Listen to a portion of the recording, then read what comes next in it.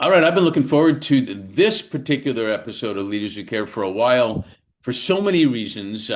Fellow Canadian, one of the best names ever that I think that I've heard, and a great smile and a million other things too. So, Indrani, welcome to the Leaders Who Care series. Thanks so much, Mark. I'm thrilled to be here with you. And what an amazing series you have, and such wonderful people. But I love the focus. It's really fantastic. Well, thanks for saying that. I appreciate that. It inspires me every time I speak. And best place to start would be if you could share a little bit about Indrani, not all the stuff you do, but a little bit about you, where you're from originally, where you are now could be a tough question because you are now. Tomorrow, you're not going to be the same place. So that type of thing and whatnot. And share with us to start what your name means. Talk about your name also. Sure. Well, I'm Indrani Chaudhuri. Indrani is Queen of the Gods in India. She rides on a swan and throws down thunderbolts at the bad people. So I have an aspirational goddess name. Pal Chaudhuri is my family name, and that is a Zamindar name. So I come from a long 300-year history of being one of the biggest, grandest houses in Bengal and India. But for 300 years, no one worked in my family after they accumulated their wealth, and then they got to live rather decadent and studious, and other kind of pursuits were followed. But my dad was the first to work in 300 years, and the house is collapsing and trees growing out of it, and all kinds of great stuff. So I always like to say I'm making up for lost time. I got it. So where is that house still there? It is. I turned it into a school when I was 18. I went back to India and took my savings, and with my dad, we started a school called Shakti Regeneration Institute. That's the name now. That school itself is called the Shakti Empowerment Education for women and kids from some of the poorest families in the world. And it's been for me my greatest joy. So I like to start there because that's what gives me great happiness, is seeing those kids um, blossom and thrive, and the mothers as well in the women's empowerment part of the school.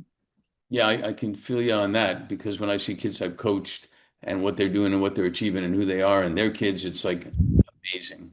It's amazing. And it's interesting how parents, somewhat logically, you would think that parents would love their accomplishments as more than anybody, but generally parents or teachers or whatnot love the accomplishments of their kids and others and students way more than their own, which is good news, actually. So tell us a little bit about your Canadian roots. Yeah, I'm Canadian. I'm British too. I'm actually in London right now.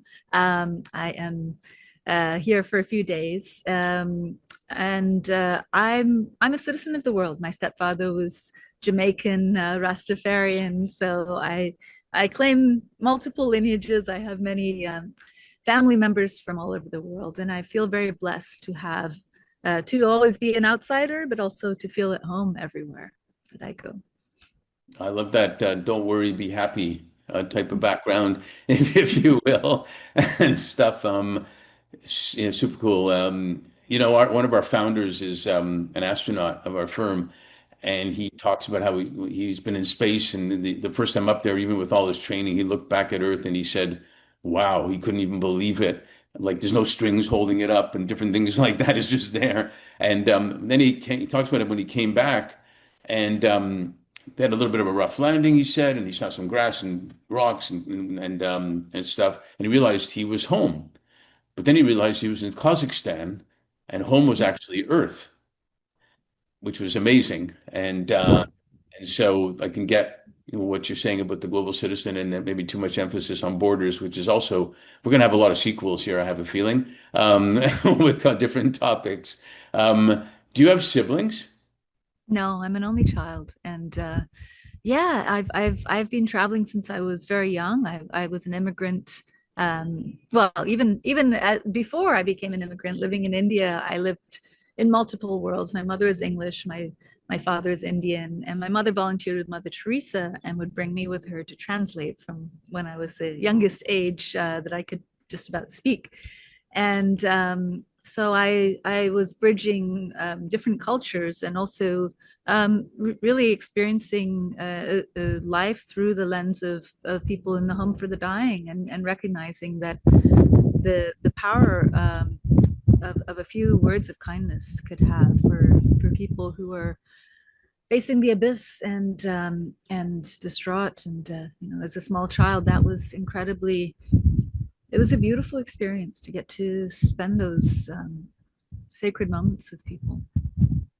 Yeah, I And think, yeah, it's just how I came on this journey. I then became an immigrant to Canada. Well, first to England and then to Canada.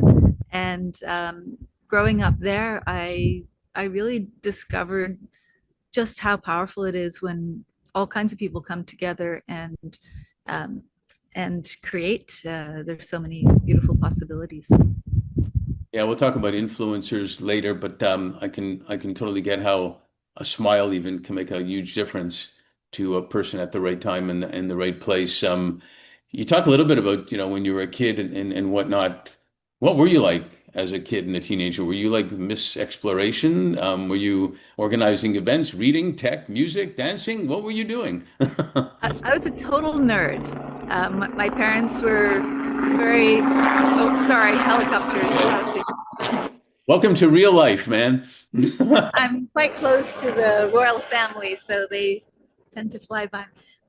Yeah, so when I was young, I was a total nerd. My parents really, as Indian families often do, they really valued education, and so that was my priority over everything else. And I loved it. I love my teachers.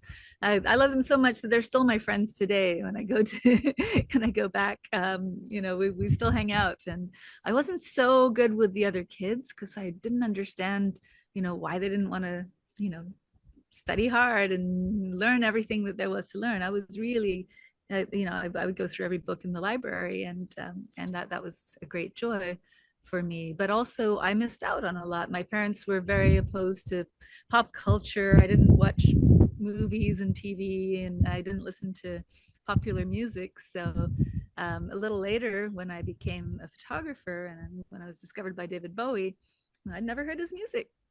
Maybe in passing somewhere, but I really didn't know very much about the music world. And so, but I got to experience all of those artists through very fresh eyes. And that's, I was going to say, I think sometimes having had the opportunity to meet some celebrities and some sports stars, they really appreciate somebody that doesn't come from being a fan, but is Yeah. actually just talking to them and and seeing their expression of what they're offering rather than, the maybe tainted or view that's been put on them from media or whatever about them. So what made you go into earning a degree in anthropology at Princeton, no less? Well, I wanted to make my parents happy.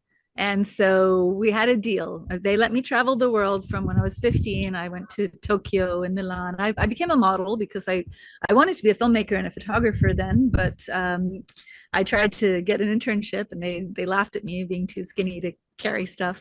So they said, sit here and we'll take pictures of you. Maybe you'll learn something. I said, okay, fine. So I got to travel the world. I saved up my money, started the school in India, got my dad out of retirement to help me run it because I realized I couldn't manage it. And it had been his dream since his youth.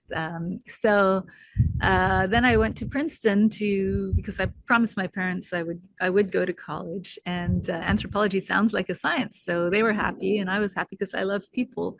Actually, it was a wonderful thing to study. I really got such a amazing insights into why people do the things they do, but also into this idea that anthropologists of the past used to study others and try to make some profound statements about what those people were like, and now we've really come to realize we can only really know about ourselves. So the lens of anthropology has been reversed to look at ourselves, because that's very often the area that we can be experts at. And in my case, since I'm all over the world, it's given me a really great way to a lens for seeing humanity and our common struggles and finding the commonalities between us, which far outweigh the differences. Yeah, without a doubt. I found it interesting. What professor told me a long time ago that maybe the most important thing we'll get out of education is to see where things are derived from, and whether it's language or this, that, or the other, that gives you a sense of what's the foundation of it, and then go from there. So that's why I love the anthropology thing. I love the so I'm Jewish, and I think my mom was probably like your mom. I think there's a lot of commonalities between the Indian and the Jewish thing, about focusing on education and making deals to do stuff also. It's quite interesting, actually. Yeah. So I was supposed to be a sports broadcaster, but had to make a deal to go into accounting and to do something that's more realistic and then go from there. But sport broadcasting would have been actually kind of cool in a way, but that's why I have a podcast now, right? Uh, Yeah, so you're pretty close. I mean, just chasing different things around, but we're still chasing. So Always chasing. So did the model opportunity just happen? And tell us a little bit about that. One of my sons is my two younger boys started as models. That part comes from my ex-wife. The acting out comes from me with my kids, but then yeah, but they learned a lot from the modeling and acting as well. Can you share? Did you learn from it? I did. And I was incredibly shy, painfully shy. When I left India, when I was in India as a kid, I was extremely outgoing. I used to run around the class telling everyone, how they should do their homework better and stuff. Um, Weird kid. But when I became an immigrant, I became really, really just very like almost a recluse. Like I was so shy. I used to stutter. I used to whisper. It was weird. I had, they say that those kinds of big moves are very traumatizing in themselves. And then I had another really terrible experience. My best friend was murdered at 9 years old in Canada, and she was part Indigenous. And so that started me on the social justice path, really understanding that there was a systemic aspect to it, and that the police didn't look for her; they interrogated her father instead. Um, and they never found her killer. Anyway, I mentioned that because it really got me started down a path of taking responsibility. I've always felt that I needed to live the life that she might have if she had had the opportunity. Um, Weird way to segue into modeling, but that opportunity came to me, and I decided to study everything there was about it. I went to the library, got all the modeling books, read from end to end, went to modeling school. I was really a nerd, so I approached it in that same way, very thoroughly. I got 98% on my written exam in modeling school, which Okay. was completely useless. But I did learn a lot. Still, I learned how to present myself, and I started to come out of my shell, and that was a really important process. Although modeling can make people very insecure as well. That contributed because no one wants to hear what you have to say. It's just like, just be quiet and do what you're told. It's changed a little since those days, but it was an amazing opportunity to learn from some of the greatest artists of our time, filmmakers, photographers, and being in the center of the action was very different than if you actually are an assistant where you're off on the side filling out forms or whatever when the decision making is being done. So it was an amazing experience. I learned how to live all around the world. I saved up a bunch of money, and I learned how I could be a force for good at a very young age. So I'm very grateful for that time. I also discovered a lot of the systemic challenges around the world that women face, especially young women that are unchaperoned and left to their own devices. And I survived, so yay!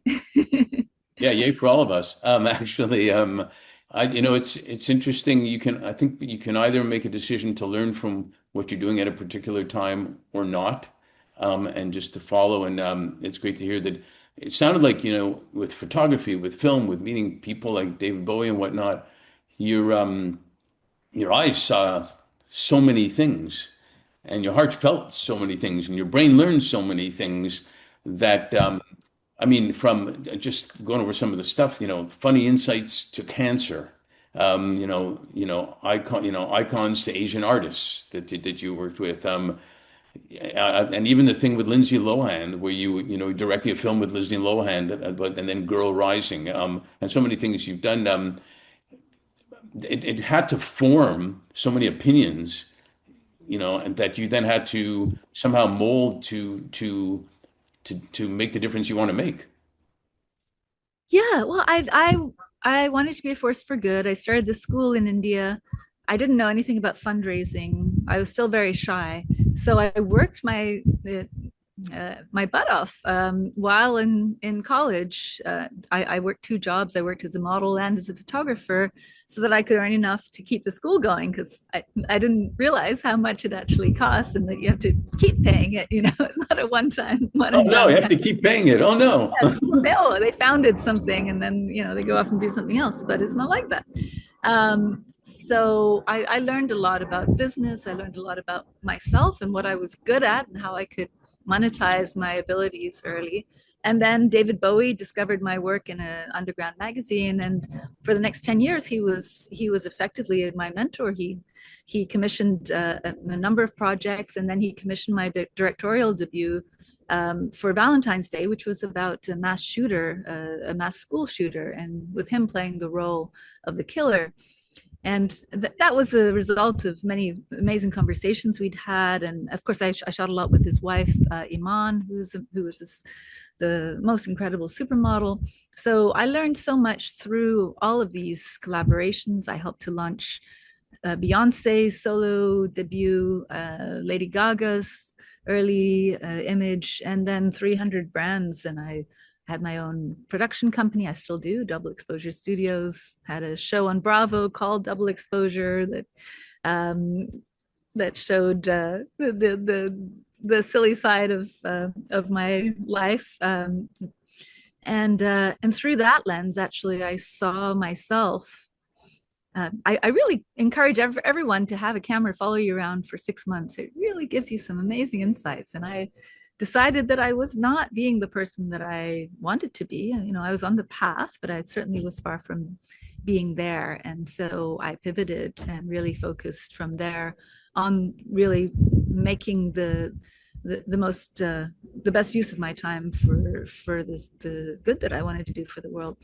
And I'd always worked with nonprofits. I'd worked with 25 of them through that whole period. I uh, did some campaigns like Keep a Child Alive that raised billions of views and millions of dollars against to fight AIDS in Africa with antiretroviral treatment for families with AIDS. There are many projects like that I learned a great deal from as well. I put Kim Kardashian and a bunch of celebrities in coffins, and through that got people to pay attention to an issue which otherwise they were ignoring. So it's fascinating because we started our firm on the premise that leaders and their organizations, their businesses will always do way better when they are doing good. Um, but it wasn't Absolutely. a common thing when we started, and for decades, God knows why it took so long. It seemed to be that you'd have to go work for a nonprofit for less money to make a difference, or work for a company and just make money and not care about anything. And highly not understandable. Even when I was a kid, I didn't understand that. How did you come to the realization of working with people like Bowie and Beyonce and whatnot that you can actually make an economic and social impact at the same time? Well, it was a slow process for sure. I mean, I was very successful as a photographer and as a filmmaker, commercial maker, um, and so it was hard to transition into the projects of real meaning that I wanted to focus on. But I realized that if I kept doing things that weren't I always say there was the doing good and the doing evil, that I was trying to balance both of those, working with companies that were causing the pollution that then I'm trying to solve on the other side with the nonprofits. And I came to realize that this just was not a good use of my time to pursue things that didn't give me joy. And life is short, and I've been really blessed to have the opportunity to Oh, I'm so sorry. Sorry, let's start that bit again. I've You're just not going been to tell us. You're not going to tell us who it was.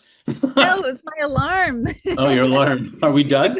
I'm on so many different time zones. That's my wake up alarm from a couple of days ago. So Okay, good. sorry about that. That's okay. No, yeah. So recognizing that life is short, that's always been very apparent to me. I've worked with survivors of all kinds around the world in my vacation time when I was doing all the branding for all the L'Oreal's and Nike's and those kinds of companies. And through that experience, I spent 2 months in the Congo, for example, and uh, various places where I got to interview with child soldiers and former trafficking victims, and realizing just, anything can happen. Life is very short, and you got to do the most good you can, because the world, otherwise, the weight of the world for me is just too much. Um, and so I find a lot of joy in what I do, and also a lot of success. So now I've really focused on climate, and especially on ecosystems preservation. I came to realize from my school in India that over the 25 years that it's been graduating students, that their outcomes have actually been declining, even though India's outcomes as a whole are improving dramatically. And that's really to do with climate and specifically ecosystems collapse. So those who are the poorest, who depend the most on agriculture and on being able to live in a little mud hut by the river, they are affected disproportionately, and hundreds of thousands are already losing their lives because of it, and we just don't report on it appropriately in the media. Unfortunately, just like my friend at 9 years old, if you're not a blonde mainstream society kid, people might not care as much if you disappear. So I care, and I'm looking at how we can create the structural changes so that we don't all go the way of the dodo, because that's really what's on the charts right now. Dodo is an interesting one to pick, I guess. There's a Yeah. there's a show I just watched. What's her name? Shonda Rhimes or that she's a private detective. Somebody died in the residence, the White House, and she believes in birds and how birds detect things and find things and have an intuition as to where they're going or why they're going and whatnot. And that's how she devised a plan to find out who murdered this person in the White House. Sounds like a silly movie, but it's brilliant in how they compare it to the instinct of birds. Um, just thought I'd throw that in there because I found it It's fascinating. an amazing example of the intelligence of the animal kingdom. I've never heard that one, but yes, I've been really blessed working with indigenous communities around the world. I've learned a lot from them about how to listen to nature, and really working with some of the greatest scientists of the world as well, Nobel Prize winners who are very much aligned with that indigenous perspective of recognizing that we have limited resources. We know this from economics. There's only so much. So you have supply and demand, and you have a set of resources. And once they're gone, then we're gone. And people seem to be somehow missing that part of the equation. I've met with a lot of businesses that you look at their 10-year plan, and they don't have ecosystems collapse in there. They don't have even climate change in there, which is much more talked about. And they don't have AI. We're most people won't have jobs. Most people won't have things to eat. And there's a lot of challenges coming if we don't pay attention. And we have all the tools, we have all the resources to be able to solve these challenges, but we just have to focus our energies on that. And so I believe in leading by example. So I founded a company called Open Origin, that does green energy, green ammonia, and entirely sustainable supercomputing, so that we can do as much AI as we want, solve all the world's grand challenges, and not destroy the world in the process with our energy consumption.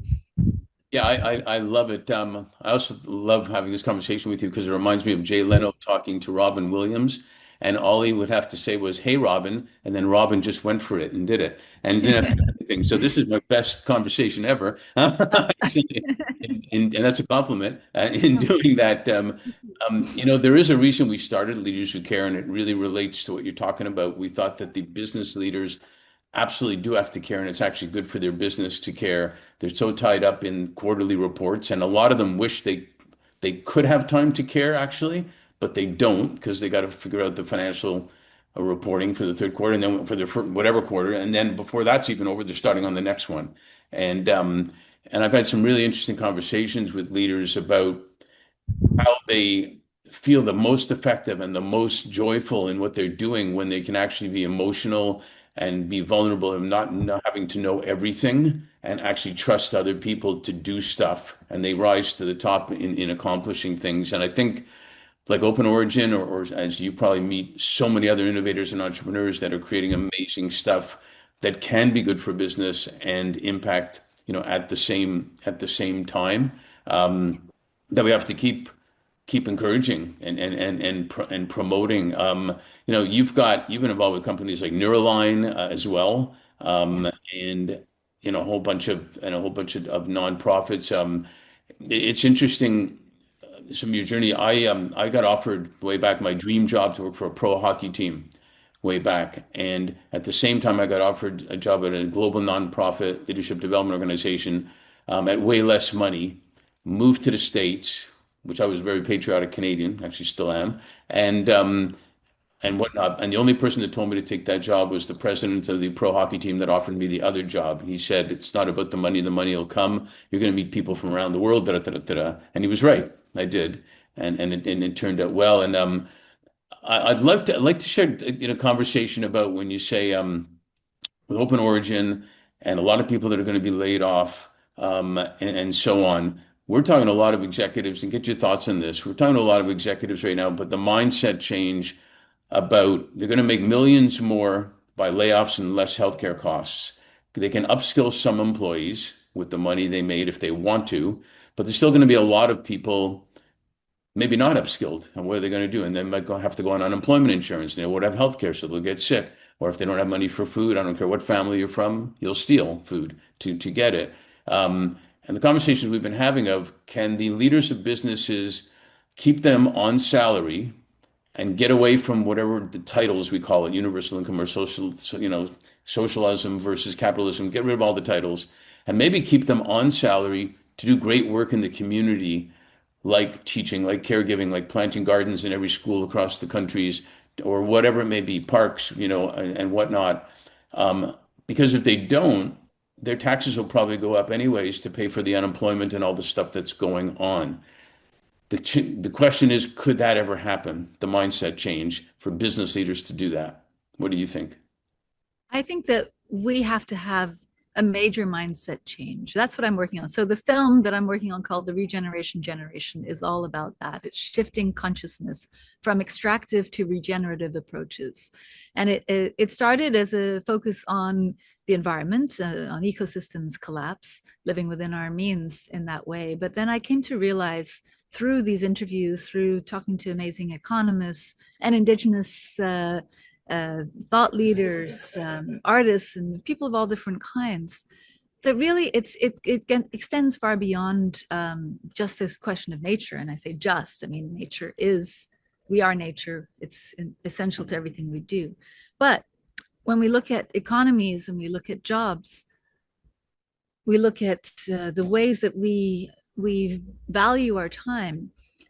What my Indigenous partners have helped me to see is that the role of money, this tool that humanity has chosen to prioritize over just about everything else, it's meant to be a useful tool. It's meant to help us, and it's meant to help us to be in balance with one another. And right now our relation to it has become really unhealthy. We look at the flows of capital and we look at the stock market and these forces as though they're forces of nature, but they're not. They're just our agreements amongst each Right. other that this is how we're going to value things. We look at rich countries and poor countries.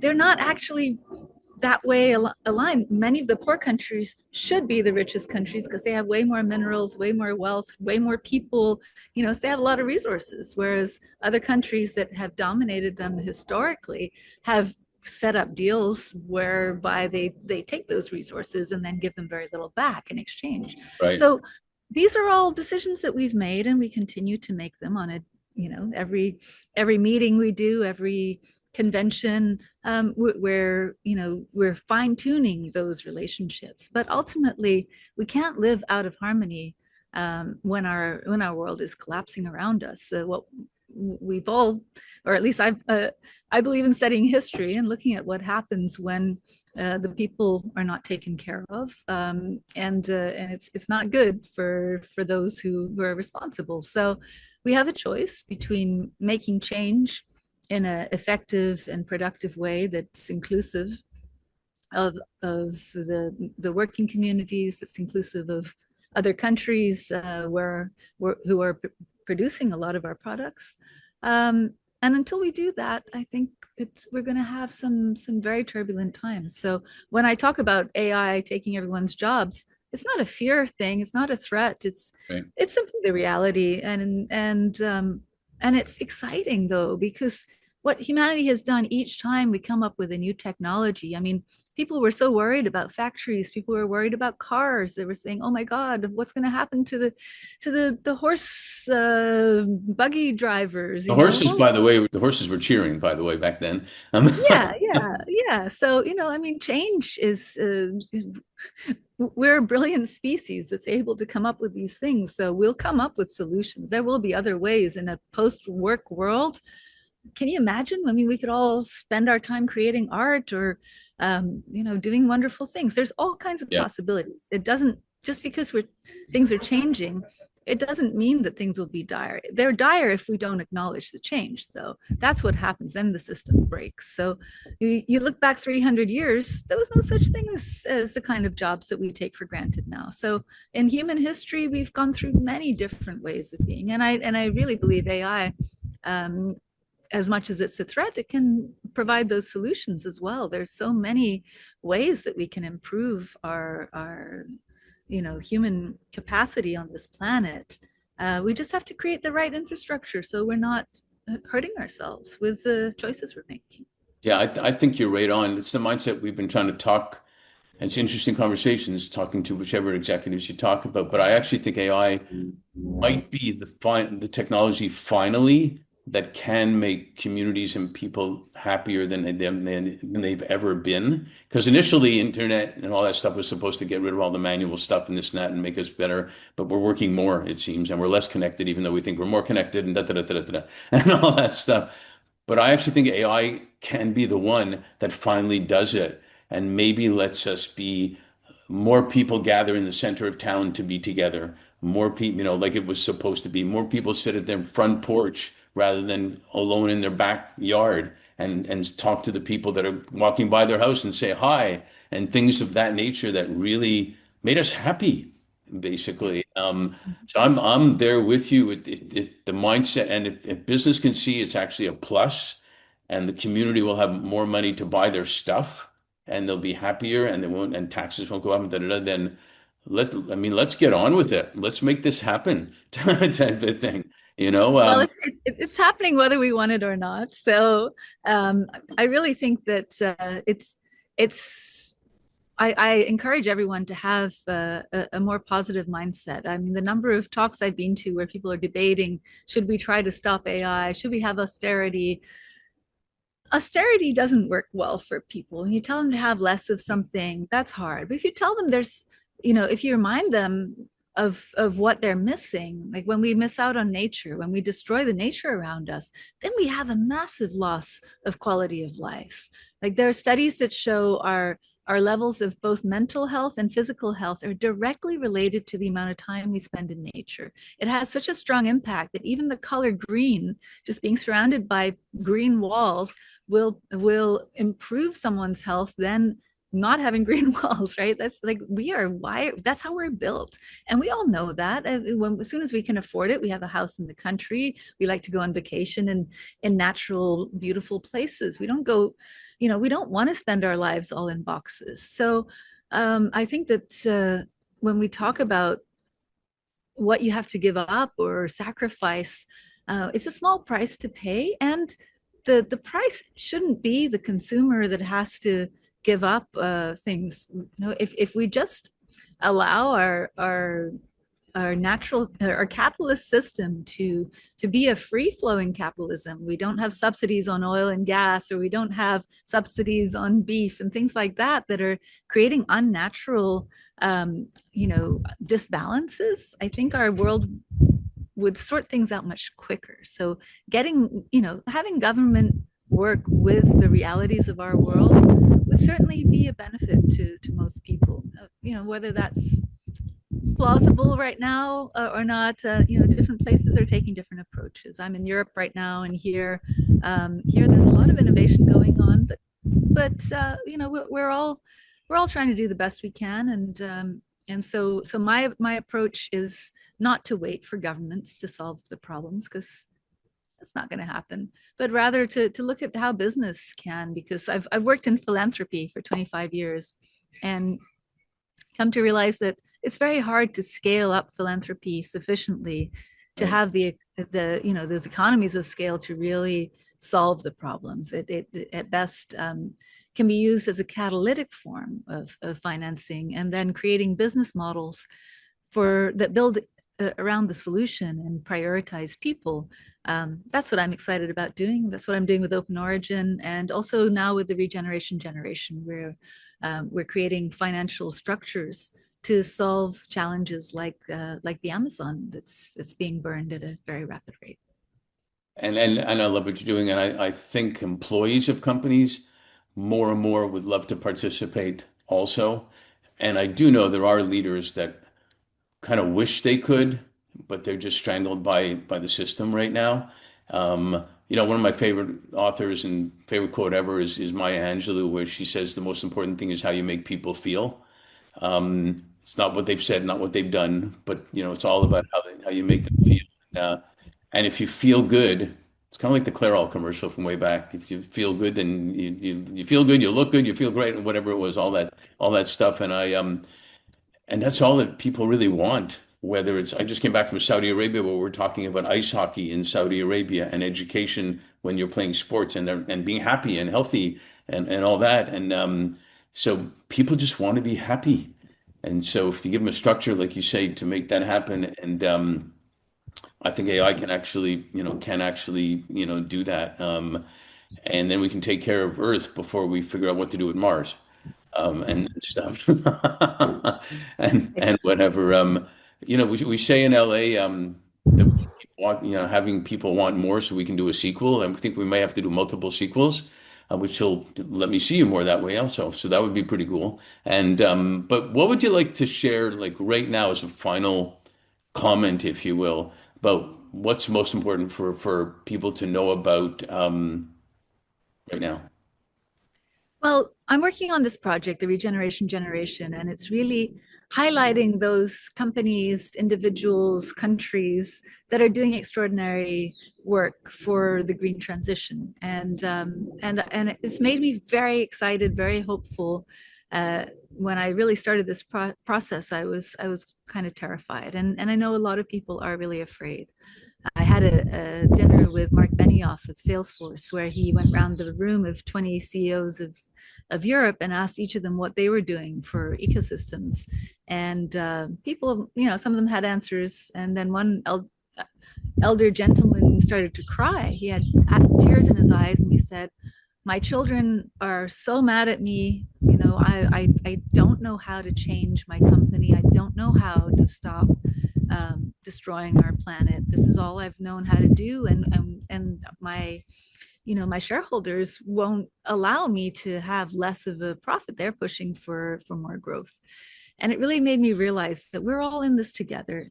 We all need to take our responsibility in the worlds that we're in, whether you're a shareholder or a company CEO, or whatever you're doing.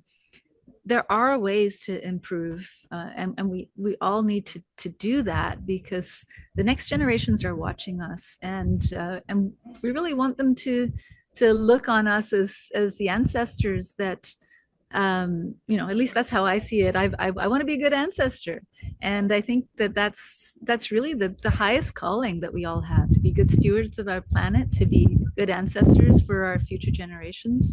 And so, yeah, join me in the regeneration generation. Join us in open origin and in finding ways to use innovation and collaboration to solve our infrastructure challenges. All right, I want to be a good ancestor too, no doubt about it. I kind of fibbed, and now the last question in this part. A client told me back in 2021, he said, Mark, the year 2020, COVID and all that, was the year that flew by slowly. And I, Mm. I got it. And now we sometimes figure it feels like it was yesterday and also years ago at the same time. With all that's happened, and we're in 2025 already, what are you most grateful for and what are you most hopeful for? I'm really grateful for all the people who are working to solve challenges that most people don't even realize. I'm grateful for millions of indigenous people who plant trees, who preserve the forests, not because they get paid for it. In fact, it costs them what little resources they have. But there are so many incredible humans that we don't know about that are doing wonderful things, and I'm really grateful to be on a mission to find those stories and to share them with the world, big and small. And I'm grateful that people are excited as well to listen, to learn. This is a time of great change, and that should be what gets everyone jumping out of bed in the morning. Like, today we're going to discover something new, and I don't know. For me, that's the greatest joy. So, and I'm grateful for people like you, Mark, who ask the difficult questions and who create space for answers from those who actually care about others, because that's, to me, what it's all about, to be human. It is all about, well, I'm grateful that you are a new friend. I'm definitely grateful for that. And I'm grateful for that you are a leader who cares and show it like clearly all the time, which what's making me hopeful, at the same time. So way to go. Let's all be great ancestors. I think we may have a t-shirt logo coming up for that right now. Let's all be great ancestors. And thanks for sharing on the Leaders Who Care series. And I look forward to more. Thank you so much. Really lovely to get to spend this time with you. Thank you for listening to the Brand Called You videocast and podcast, a platform that brings you knowledge, experience, and wisdom of hundreds of successful individuals from around the world. Do visit our website www.tbcy.in to watch and listen to the stories of many more individuals. You can also follow us on YouTube, Facebook, Instagram, and Twitter. Just search for the Brand Called You.